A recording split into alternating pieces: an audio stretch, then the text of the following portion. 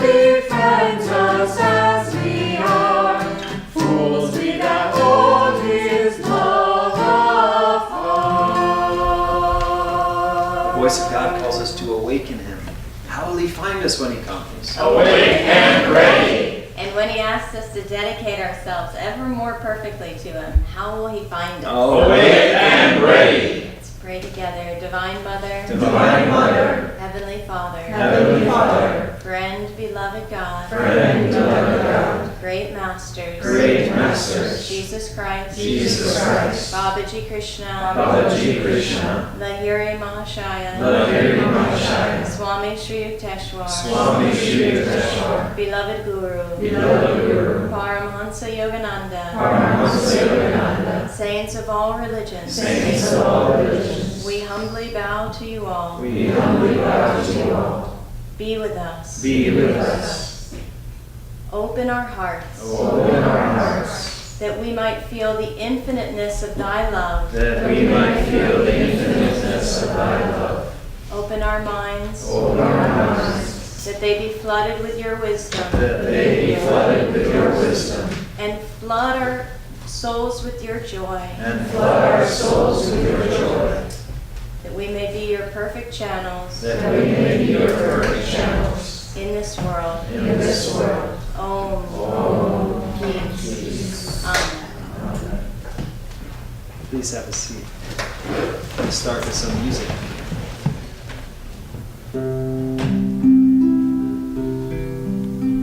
Life is a dream, time like a stream, carries our burdens away. Never despair, joys everywhere. Love can befriend you today. Free from all care, like birds on the air, soar above griefs and worries, seek joy and be gay. Often on earth, things of great worth, worldly ambitions defy.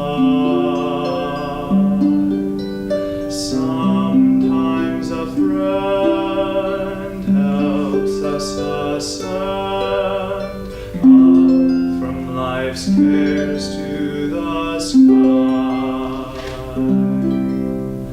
Love is a star, though shining afar.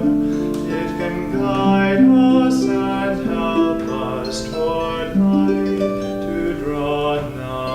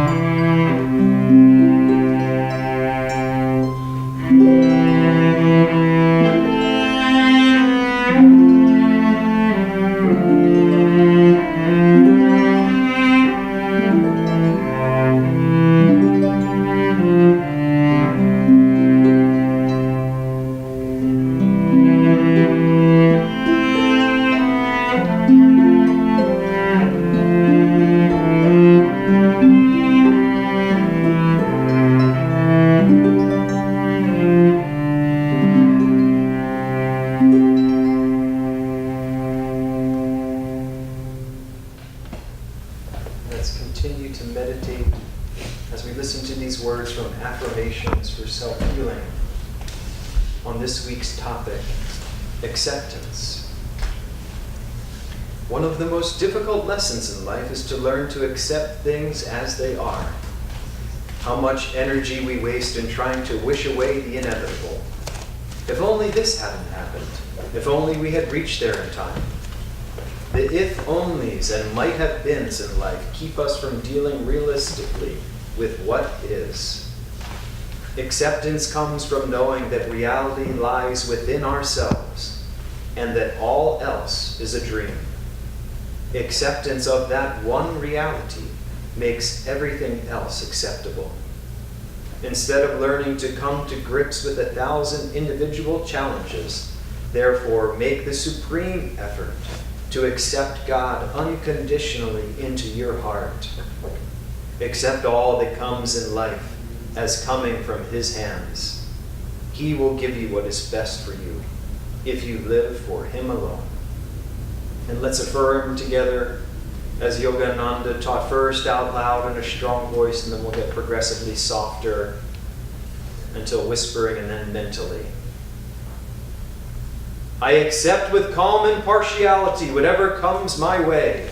I accept with calm impartiality whatever comes my way. Free in my heart. Free in my heart. I am not conditioned by any outward circumstance. I am not conditioned by any outward A circumstance. little softer. I accept with calm impartiality whatever comes my way. I accept with calm impartiality whatever comes my way. Free in my heart.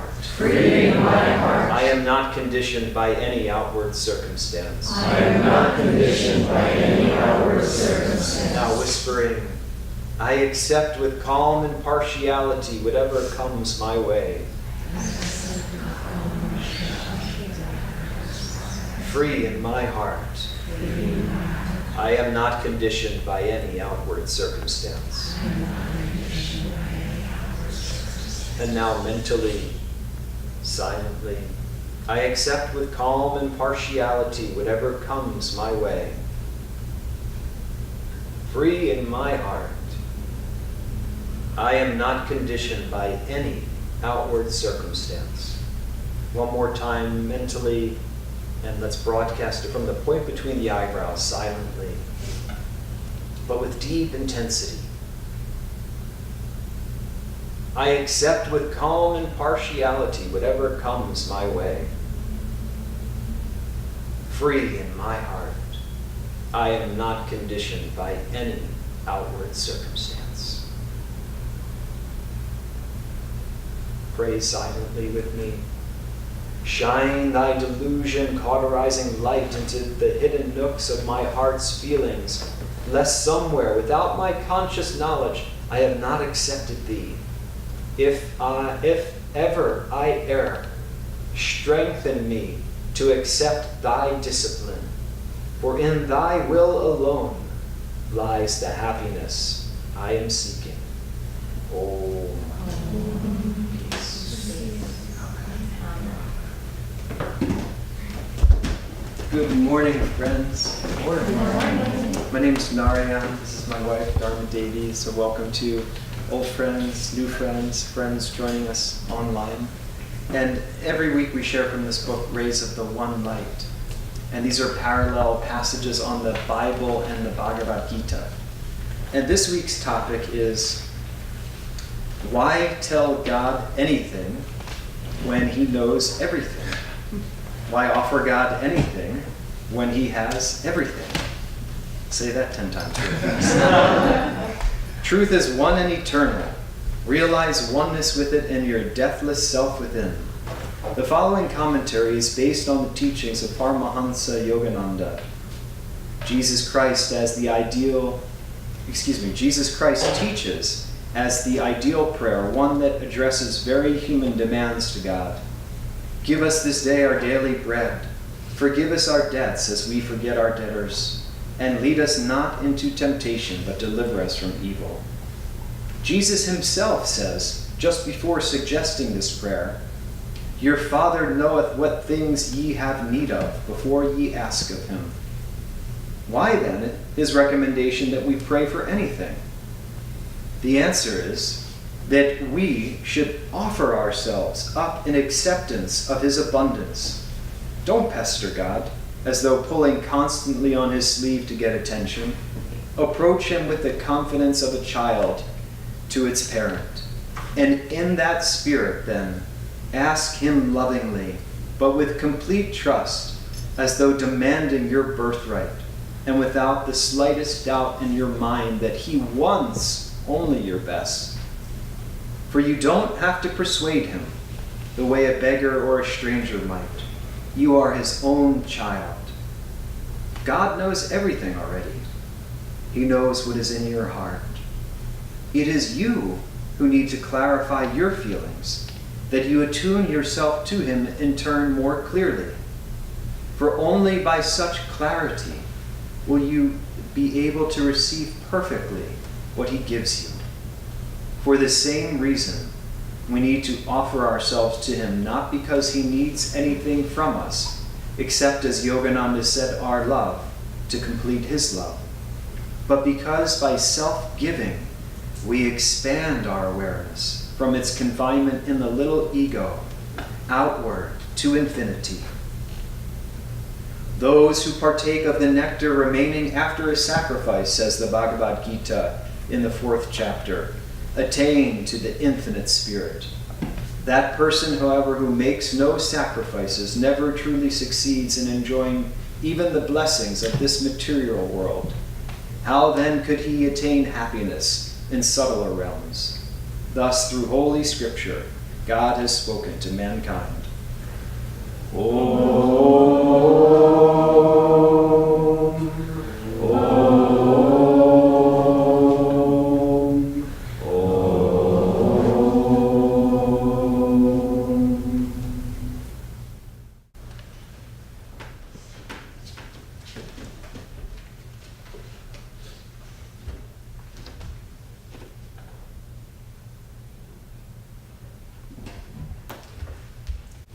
I'd like to start by reading you from Whispers from Eternity. This is Yogananda's poem, God's Boatman, which is just so perfect for those taking the step of discipleship. It's his immortal promise to all of his disciples. I want to ply my boat many times across the gulf after death and return to earth's shores from my home in space. I want to load my boat with all those waiting thirsty ones. This one can be hard to read. Who have been left behind, that I may carry them to the opalescent pool of iridescent joy. There where my Father distributes his all desire quenching liquid peace. Oh, I will come back again and again, crossing 1,000,000 crags of suffering. With bleeding feet I will come, if need be 1,000,000,000,000 times, as long as I know that one stray brother is left behind. I want thee, O God, that I may give thee to all. I want salvation, that I may give it to all. Free me then, O Lord, from the bondage of this body, that I may show others how they too can free themselves. I want thine everlasting happiness, but I want also to share it with others, that all my brothers may find the way to happiness forever and forever in thee. Words have power, don't they? And I just want to share with you briefly, because we'll have our ceremony, but I was thinking about this, the discipleship vow, and how powerful it is to take a vow. Many of us have taken different vows in our lives, and I remember, actually, I was previously married. I got married at a very young age, and it was a good experience. And it was right that it ended at some point. And I remember, though, we had been separated for a while, And I went into the courthouse when the divorce papers were being signed. And there was just a lot of us in the courthouse. It was a number of things were going through, and the judge would just call each person up and do and move on. And some took a little longer than others. And I remember I was sitting there meditating, and at some point I felt this wave of energy come across the back of my shoulders and just exit. And the judge, I realized, then called me up, and he had at that moment signed my divorce paper and handed it to me. He didn't, usually they call you up and then say, okay, and then they sign the paper, but he had signed it, and there was literally a weight taken off of my shoulders. It was really interesting, and it ingrained in me this power in vows, even when our hearts may have moved on. There's still something that's tied to that vow.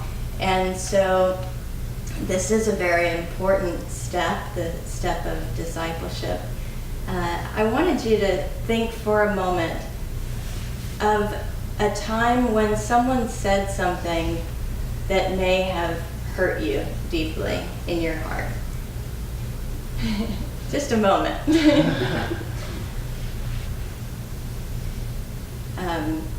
For me, it's interesting. It doesn't have to be necessarily a very painful, but something that shaped your life in a distinct way. I remember when I was very little, I was singing with my sister in the shower, and when we got out, my mom said, "Oh, Kathy," that's my sister, "you have such a beautiful voice." And Allie, that was my name, "You got my voice." And she was joking. It was light, but I was a little kid, and it stuck in my brain. It was fact. It was because all of us knew Mom had a really bad voice, and she would talk about how bad her voice was all the time. I can't hold a tune and all of this. So I thought, oh God, I can't sing. And so I never sang in front of anybody until I came to Ananda, actually. And it was really interesting because we were just starting Ananda LA, and there were just a few of us that were really putting on all the classes and services and everything. So Ananda needs a choir. And so we started a choir, and it was the three of us. And I'm like, but I can't sing. And well, anybody can sing. Come on, it'll be fine. And I sang, and they were like, "You have a really nice voice. There's nothing wrong with your voice." I said, "Really? Thought it was like a terrible, awful voice." No, it's not that bad. But you know, those little things that we hear, especially when we're little, or the words that are said with power, they really can affect us. On the other hand, now I want you to think for a moment of a time when someone said something to you that opened your heart or warmed your heart or filled your heart with love. You can take a little bit longer to think about this one.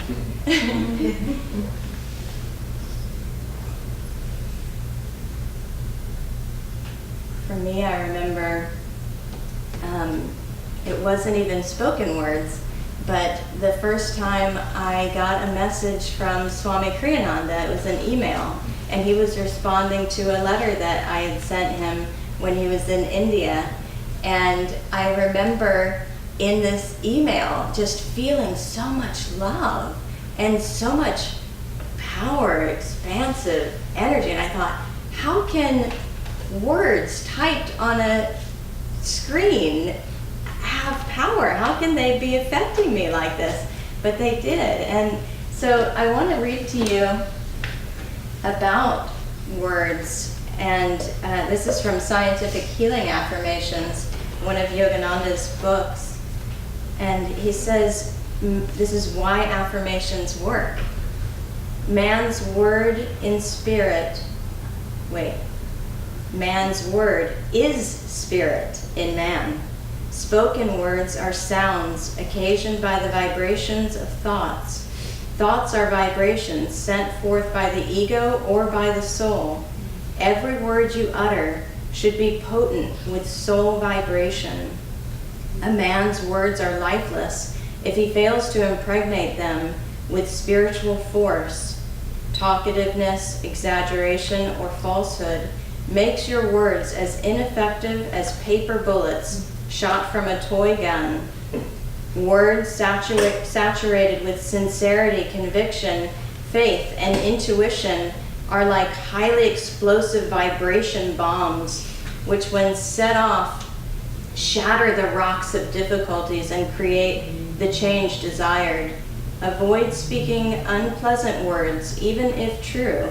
Sincere words or affirmations, repeated understandingly, feelingly, and willingly, are sure to move the omnipresent cosmic vibratory force to render aid in your difficulty.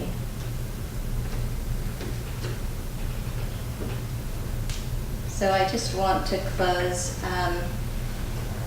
by saying about this vow of discipleship, it's really the most important step that we take on the path of self-realization.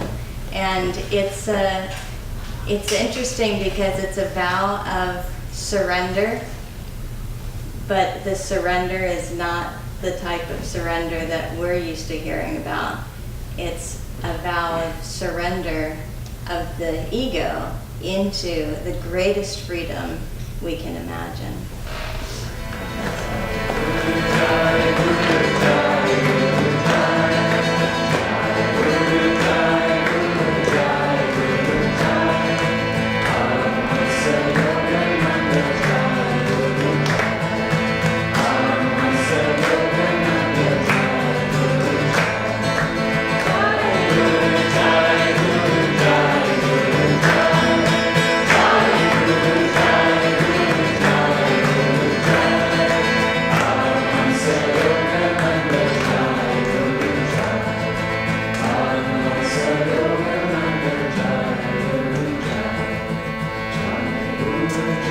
Guru